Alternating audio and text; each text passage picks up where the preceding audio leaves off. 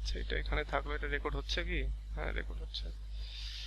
ওকে, তো চলো তাহলে আমাদের আজকে এখন হবে হচ্ছে অফ গ্রেট প্লেস, এইটা ফ্রান্সিস বেকনের, এবং এখান থেকে আমরা ইন্ট্রোডাকশনটা পড়ি। দেখো, ইন্ট্রোডাকশনটা পড়লে আমাদের অনেক কিছু ক্লিয়ার হয়ে যাবে। দেখো, in of great place by Francis Bacon we have the theme of social status, freedom, power, respect, identity and self sacrifice. বলা হচ্ছে যে অফ গ্রেট প্লেস ফ্রান্সিস বেকনের, এটা যখন আমরা পড়বো তখন এখানে আমরা কিছু থিম পাবো, যেমন সোশ্যাল স্ট্যাটাসের থিম পাবো, স্বাধীনতার থিম পাবো, শক্তির থিম পাবো, তারপরে সম্মানের থিমটা আসবে, তারপরে আইডেন্টিটি অ্যান্ড সেলফ স্যাক্রিফাইস এটাও আসবে, নিজস্ব পরিচিতি এবং নিজেকে হারিয়ে ফেলা, এই জিনিসগুলো আসবে। টেকেন ফ্রম হিজ এসে civil and moral collection, the reader realizes from the beginning of the essay that Bacon may be exploring the theme of social status. বলা হচ্ছে এই রাইটিংটা নেওয়া হয়েছে ফ্রান্সিস বেকনের সিভিল অ্যান্ড মোরাল কালেকশন নামে তার যে একটা রাইটিং সমগ্র ছিল সেখান থেকে, এবং এই রাইটিংটা পড়ার পরে আমরা রিডাররা বুঝতে পারবো যে ফ্রান্সিস বেকন এখানে এক্সপ্লোর করার চেষ্টা করেছেন সোশ্যাল স্ট্যাটাসের যে থিম সেইটাকে।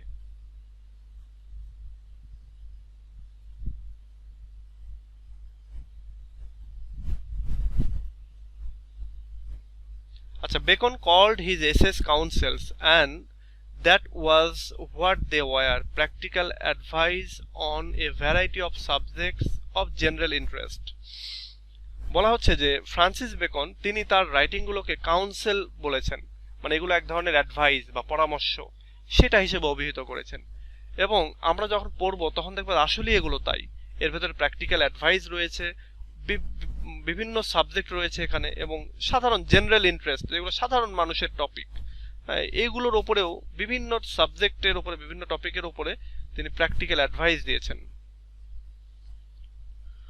Of great place is a good example for of this, এবং অফ গ্রেট প্লেস এটা হচ্ছে তারই একটা খুব ভালো example.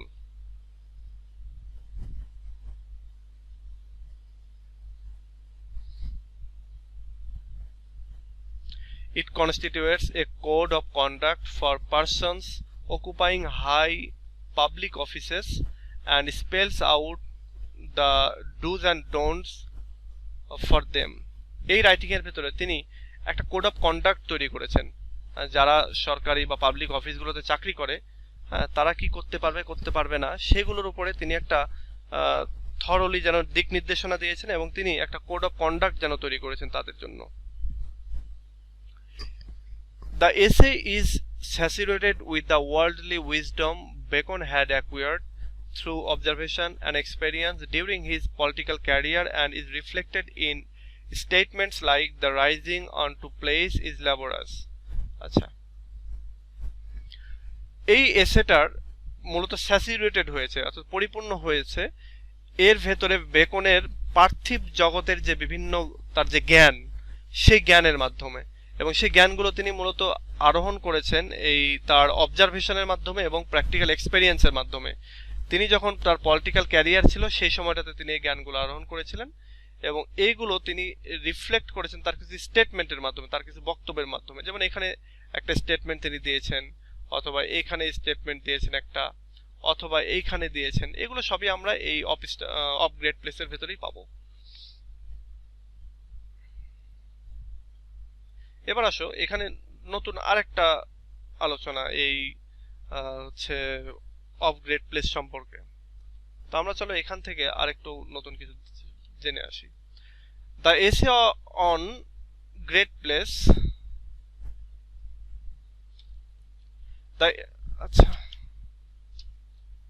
The essay of Great Place was written by Bacon in the early 1590 সালের শুরুর দিকে এটা তিনি লিখেছিলেন, which shows the competition amongst brilliant and highly reputable politicians during that era. এবং এইটাতে তিনি দেখিয়েছেন যে একটা কম্পিটিশন, ওই সময়ের যে মেধাবী, ব্রিলিয়ান্ট এবং খুবই সম্মানিত যে পলিটিশিয়ানরা ছিল ওই যুগে, তাদের ভেতরে যে কম্পিটিশনটা চলছিল বিভিন্ন বিষয় নিয়ে, সেগুলোকে তিনি দেখিয়েছেন। The ambition for a higher seat in power by the ranking officials of Queen Elizabeth's Queen Elizabeth's palace, namely Sir Raleigh and Sir Robert, were evidently seen during the Queen's reign. Hence, the creation of this essay, which depicts the truth and facts of how early monarchs handled power and authority. আচ্ছা, এবার বলতেছে যে এই যে ambition higher সিটের জন্য বা higher পজিশনের জন্য, ক্ষমতার হাই পজিশনে যাওয়ার জন্য কুইন এলিজাবেথের রাজপ্রাসাদে বিশেষ করে স্যার র্যালে এবং স্যার রবার্টের ভেতরে যে একটা কম্পিটিশন চলতো যে হাই প্লেসে বা গ্রেট প্লেসে যাওয়ার জন্য কুইন এলিজাবেথের প্রাসাদে আর কি, এইটার উপরেই তিনি মূলত এই রাইটিংটা লিখেছেন। এবং এখানে তিনি দেখিয়েছেন যে কুইনের রাজত্বে কি ঘটতো সেটা যেন তিনি এখানে দেখিয়েছেন। এবং দ্য ক্রিয়েশন অফ দিস এসে, এবং এই এসে তৈরি করার ক্ষেত্রে তিনি এখানে সত্য কিছু বিষয় চিত্রায়িত করেছেন, এবং মানে ট্রুথস অ্যান্ড ফ্যাক্টস, মানে সত্য কোনো বিষয়, সত্য কিছু এই বিষয়গুলোকে তিনি যেন তুলে এনেছেন। এবং তিনি এখানে দেখিয়েছেন যে কিভাবে তৎকালীন রাজারা বা মনার্করা ক্ষমতা এবং কর্তৃত্ব পরায়ণতাকে হ্যান্ডেল করত, এটা তিনি দেখিয়েছেন এই রাইটিং এর ভেতরে।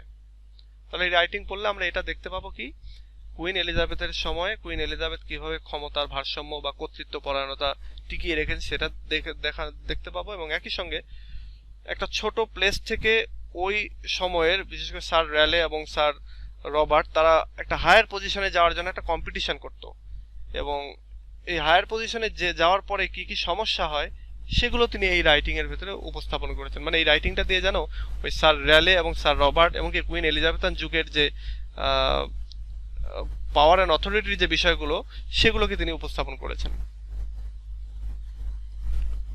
Francis used to be a courtier during Elizabeth's reign for 25 years from the start of his youth.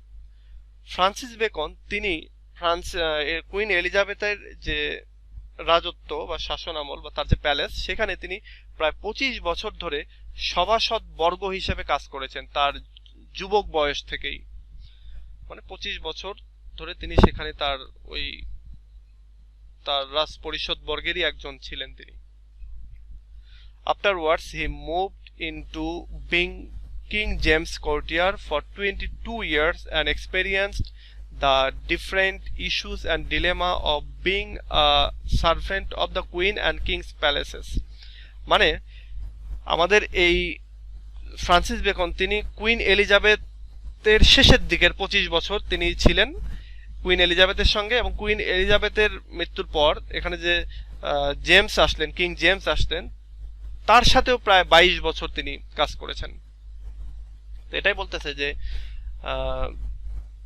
তিনি এই যে আফটারওয়ার্ডস পরবর্তীতে কুইন জেমসের পরিষদ হিসেবেও, রাজ পরিষদ বর্গ হিসেবেও তিনি আরো প্রায় 22 বছর কাজ করেছেন। এবং এই সময়টা তিনি এক্সপেরিয়েন্স করেছেন বিভিন্ন ইস্যু, বিভিন্ন প্রবলেম, হ্যাঁ, যেগুলো কুইন এবং কিংসের রাজ প্যালেসে আর কি, যেগুলো আর কি ঘটে থাকে সার্ভেন্টদের ভেতরে, অ্যাজ এ কিং সার্ভেন্ট হিসেবে তিনি এগুলো এক্সপেরিয়েন্স করেছেন। The author has achieved so many facts but had a record for accepting bribery in his position as a politician and was sent to prison for this offense. এবার আসো, Francis Bacon এত জ্ঞান দেয়, Francis বেকনের একটা মজাদার তথ্য তোমরা আগেই জানো, তারপরে আরেকবার জেনে নাও। সেটা হচ্ছে এই অথর অনেক ফিটস গ্রহণ করেছেন আর কি, অনেক ফিটস অর্জন করেছেন, বলতে পারো যে অনেক হচ্ছে নামও কামিয়েছেন, আবার বলতে পারো যে কিছু হয় না যে দুর্নাম কামানো, এরকমও কিছু করেছেন।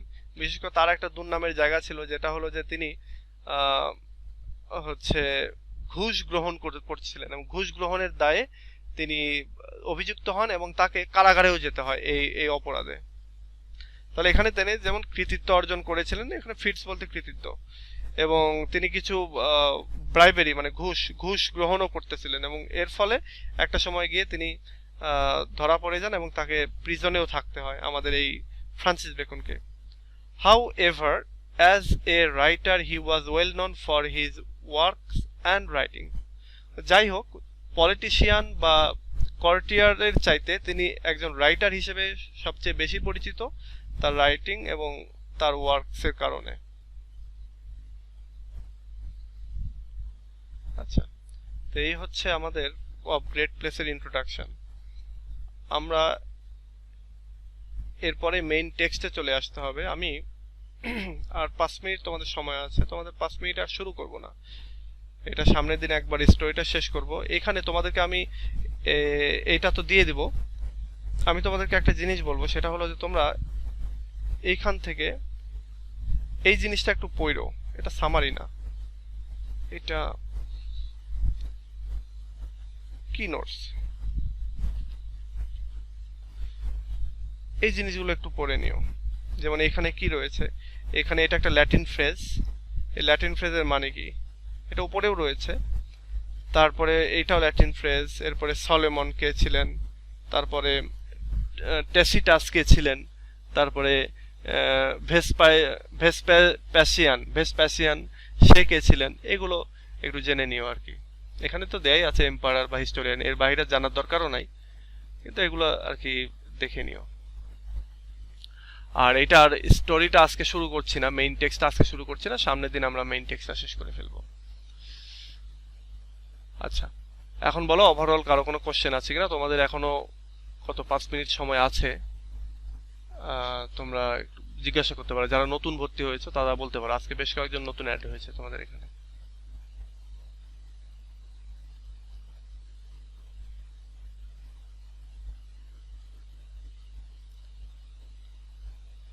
আচ্ছা, কারো কিছু বলার আছে?